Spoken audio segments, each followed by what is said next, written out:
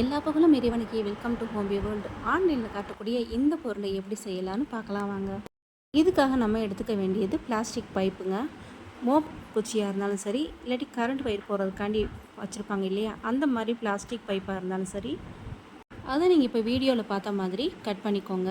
அதாவது பாதியாக கட் பண்ணக்கூடாது, கால்வாசி அளவுக்கு கட் பண்ணுற மாதிரி கட் பண்ணிக்கோங்க. அப்போ தான் அது பிடிச்சு நிற்கும் இந்த மாதிரி டேபிளில்.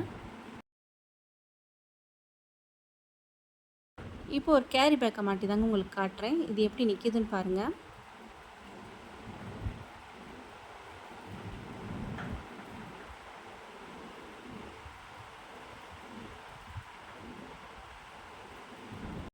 நம்ம வெங்காயம், வெள்ளைப்பூடு உரித்தாலும் சரி, எதை வெட்டினாலும் சரி, ஈஸியாக அதை ரிமூவ் பண்ணுறதுக்கு இது ரொம்பவே உதவும்.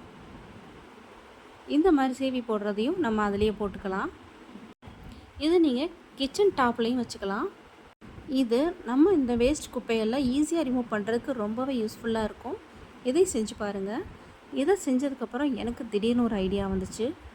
அந்த ஐடியா என்னங்கிறதையும் பாருங்கள். நான் இந்த பைப்பையே இன்னும் கொஞ்சம் சின்னதாக வெட்டி எடுத்துக்கிட்டேன். இதுக்காக நான் ஒரு யூஸ் அண்ட் த்ரோ பாக்ஸ் எடுத்திருக்கேன். இதில் இந்த மாதிரி ஹோல் பண்ணியிருக்கேன் நீள்வாகில். இது நமக்கு எப்படி யூஸ் ஆகுதுன்னு பாருங்கள். இதை மேல் வாகில் கொஞ்சம் வர மாதிரி இல்லாமல் கீழ் வாகில் வர மாதிரியே வச்சுக்கோங்க.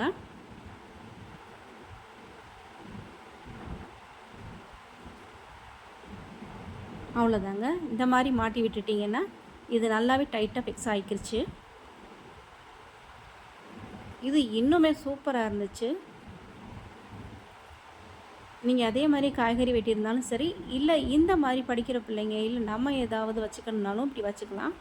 இது கொஞ்சம் வெயிட்டான ஸ்டாப்லர் தாங்க.